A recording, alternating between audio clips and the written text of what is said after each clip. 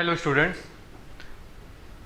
आज हम हमारे ह्यूमन रिसोर्स मैनेजमेंट में नेक्स्ट टॉपिक के बारे में बात करेंगे। आज का हमारा जो टॉपिक है वो है टेक्निक्स ऑफ डिसीजन मेकिंग, जो कि लीडरशिप डेवलपमेंट को बिलोंग करता है। ठीक है, लीडरशिप डेवलपमेंट में हमने देखा था प्रीवियसली कि टाइप्स ऑफ डिसीजन मेकिंग। आज हम यहाँ पे डिस्कस करेंगे टेक्निक्स ऑफ डिसीजन मेकिंग।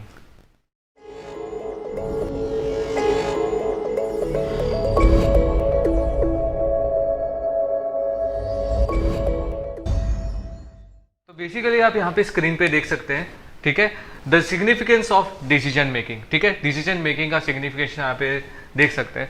तो decision is one of the truly distinctive characteristics of managers. जो डिसीजन मेकिंग है वो एक ट्रूली डिस्टिंक्टिव कैरेक्टरिस्टिक्स होता है मैनेजर्स का। ठीक है, उसके बारे में अगर हम आगे डिस्कस करें तो डिसीजंस में भी decision made by the top managers commit the total organizations towards particular courses of action। ठीक है, जो भी डिसीजंस बनाते हैं, जो भी हमारे टॉप मैनेजर्स हैं, तो commit the total organisations towards a particular course of action. ठीक है, तो जितने भी जो ऑर्गेनाइजेशंस होते हैं, टोटल ऑर्गेनाइजेशंस के टुवर्ड्स वो एक particular course of action create करते हैं। ठीक है, तो एक जो हम उनका जो डिसीजंस है वो किस तरह से पूरे टॉप डिपार्टमेंट और पूरे ऑर्गेनाइजेशंस को कवर करता है, वो यहाँ पे इसके बारे में बताया गया है।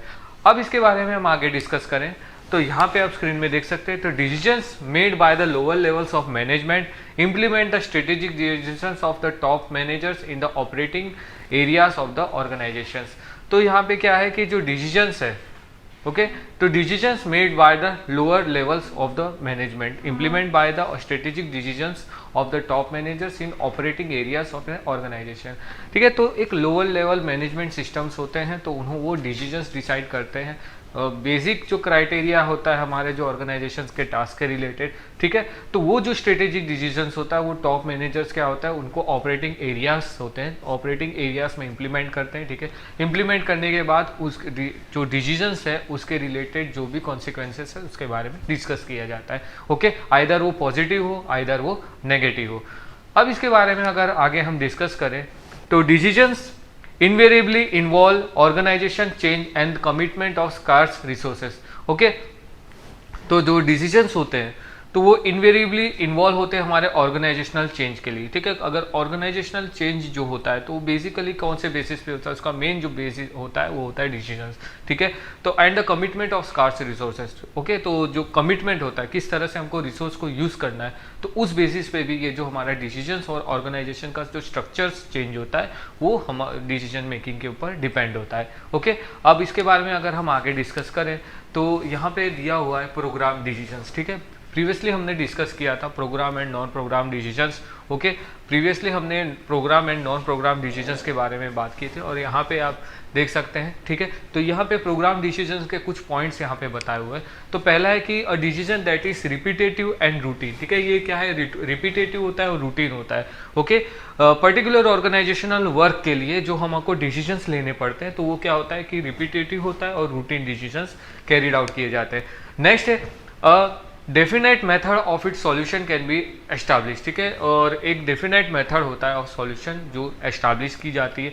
उसके बाद does not have a treated a new each time at occurs. ठीक है, does not has treated a new each time it occurs. ठीक है, इसको हमेशा हर टाइम पे नया नहीं समझा जाता है, मतलब ये एक तरह से एक जो ऑर्गेनाइजेशन का रूटीन टास्क है उसके रिलेटेड जो डिसीजंस चलते रहते हैं तो उस बेसिस पे ही ये जो डिसीजंस है उसको कैरिड आउट की जाती है। ओके, तो procedures are often already laid out. ठीक है, जो भी प्रोसीजर्स होते हैं तो ऑलरेडी इसमें क्या होता है, लेड आउट होता है। ओके, अब आगे बात करें तो एग्जाम्पल है कि pricing. Okay, pricing standard customers orders. Okay, determining the billing dates आप यहाँ पे देख सकते हैं। Okay, recording office supplies. ठीक है, तो ये सब जो चीज़ है ये सब क्या है, रूटीन डिसीजंस है। ओके, रूटीन डिसीजंस होता है कि जैसे कि determining billing dates, recording office supplies, pricing standards और कस्टमर ऑर्डर्स। ठीक है, तो ये सब जो इनके रिलेटेड जो डिसीजंस हम लेते हैं तो वो हमारा जो डिसीजंस है वो है प्रोग्राम डिसीजंस। ओके, अब इसके बारे में आगे डिस्कस करें। ओके, तो हम इसके अब आगे इसके बारे में डिस्कस करें तो कैटेगरीज ऑफ डिसीजंस। ठीक है, तो कैटेगरीज ऑफ डिसीजंस क्या है, नॉन प्रोग्राम डिसीजंस आप यहाँ पे देख सकते हैं। तो नॉन प्रोग्राम डिसीजंस क्या है कि a decision that is novel, okay, new और यूनिक और इल स्ट्रक्चर, क्योंकि नॉन प्रोग्राम डिसीजंस वो हमारे जो प्रीवियसली थे प्रोग्राम थे और वो रूटीन डिसीजंस हो रहे थे, ओके, रूटीन डिसीजंस हो रहे थे। और जो नॉन प्रोग्राम डिसीजंस है वो एक नोवेल डिसीजंस होता है, क्योंकि एक यूनिक डिसीजंस होता है और ये क्या होता है, इल स्ट्रक्चर, मतलब इसका कोई पहले से ही कोई एक स्ट्रक्चर इम्प्लांट नहीं होता है, कोई भी स्ट्रक्चर नहीं होता, हमको इसको न्यूली कोई हमको इसके बारे में स्ट्रक्चर बनाना रहता है, ठीक है। तो no established methods exist because it has never occurred, okay, never occurred before or because। अगर इसके बारे में हम ब्रीफली मैं एक्सप्लेन करूं तो ये क्या होता है कि ये जो मेथड होता है इसका कोई भी एस्टैब्लिश नहीं होता है, एस्टैब्लिश मेथड नहीं होता है, because it was never occur before और बिकॉज, ठीक है, पहले भी नहीं और बाद में भी नहीं इस टाइप का मेथड कोई ऑकर होने वाला है, ठीक है। एक पर्टिकुलरली न्यूअर कोई टास्क हो उसके रिलेटेड जो हम डिसीजंस लेते हैं जो होता है नॉन प्रोग्राम डिसीजंस, ठीक है।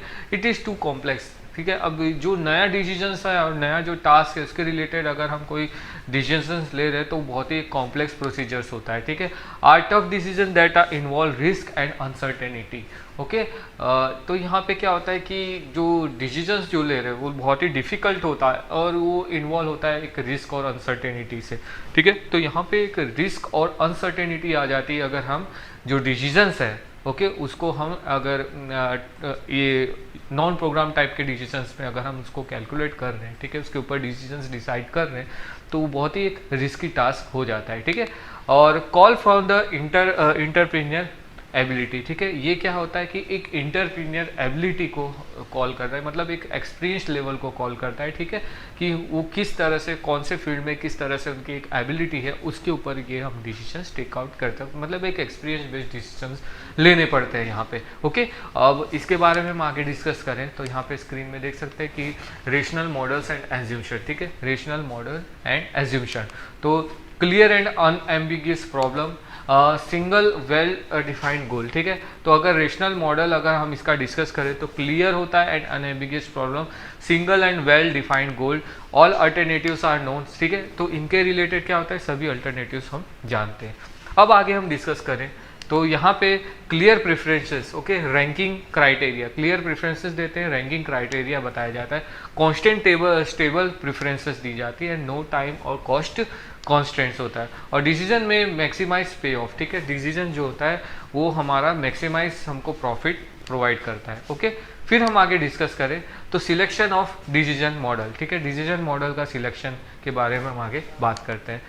तो यहाँ पे depend on the manager preference, ठीक है, dependent on the manager personal preference, तो whether the decision is programme और नॉन प्रोग्राम, ठीक है, अगर डिसीजन जो लेने हैं तो आइदर उसको प्रोग्राम करना है या नॉन प्रोग्राम करना है, ओके। तो extend to which the decision is characterized by the risk, uncertainty and ambiguity, तो एक्सटेंड जो होता है डिसीजंस का उसको कैरेक्टराइज करते हैं by the risk, uncertainty and ambiguity, ठीक है। तो इन कैरेक्टरिस्टिक्स बेसिस पे जो रिस्क, अनसर्टेनिटी और एम्बिग्यूटी होती है उसको कैरेक्टराइज करते हैं जो डिसीजंस के ऊपर हमारा इफेक्ट करती है, ओके। आगे हम बात करते हैं टेक्निक्स, तो यहाँ पे आप देख सकते हैं तो techniques nominal group think, okay. तो नॉमिनल ग्रुप थिंक क्या है कि इसको हम शॉर्ट फॉर्म में एनजीटी भी बोलते हैं। तो the NGT is a designed to help all team members participate in the expert opinions while still building team consequences, ठीक है। तो यहाँ पे क्या होता है कि जो एनजीटी होती है तो उसको डिजाइन किया जाता है to help all team members participated and express opinion while still building team consequences, ठीक है। तो बिल्डिंग टीम कॉन्सिक्वेंसेस, एक टीम बिल्डिंग के लिए हमारा जो ये जो एनजीटी है इसको यूटिलाइज किया जाता है एक डिसीजन मेकिंग प्रोसेस के लिए। आगे हम बात करें कि nominal group thinking technique is structured decision making process and in which group members are required to compose a comprehensive list for their ideas और proposed and alternative in writing, ठीक है। तो कोई भी हमको अगर कोई भी टास्क के रिलेटेड आइडियाज देना हो तो जो ग्रुप मेंबर्स होते हैं यहाँ पे क्या करते हैं, एक रिक्वायर्ड कॉम्प्रिहेंसिव लिस्ट क्रिएट करते हैं जिसमें वो अपने आइडियाज़ को कंपोज करते हैं और alternative in the form of writing, ठीक है, वो राइटिंग के द्वारा अपने आइडियाज़ को शेयर करते हैं, ओके। बाद में अगर हम बाद में डिस्कस करें तो NGT is to help with the group decisions making ensuring that all the members participate fully. तो यहाँ पे जो भी जितने मेंबर्स होते हैं तो वो एनजीटी डिजाइन होता है कि तो जो ग्रुप डिसीजंस होता है making by ensuring that all the members participate fully, जितने भी मेंबर्स हैं वो पार्टिसिपेट कर सके, एकदम फुल्ली इसमें पार्टिसिपेट कर सकते हैं और अपना डिसीजन जो गोल है वो प्रोवाइड कर सके, ठीक है। आगे हम बात करें इसके बारे में, तो सेकंड जो मेथड है वो हमारा डेल्फी टेक्निक है, ठीक है। तो डेल्फी टेक्निक क्या है कि another technique which capitalize the groups resources while avoiding the several possible disadvantages of relying on group discussions making process, ठीक है।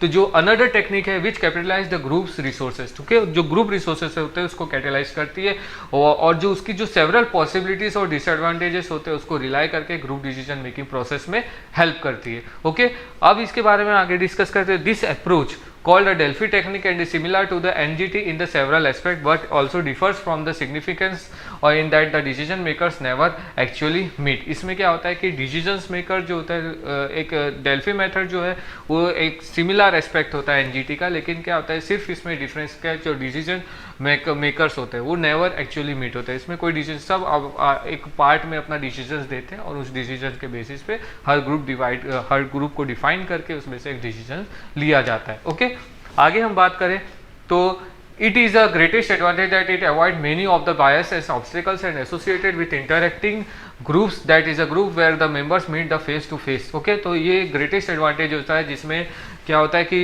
It avoids the many biases and obstacles associated with interacting groups, ठीक है। जो भी हमारे group से interacting जो biases होते हैं और ऑब्स्टिकल्स होते हैं उसको ये क्या करता है, अवॉइड करता है, जिसकी वजह से एक smooth and clear decisions carried out किया जाता है।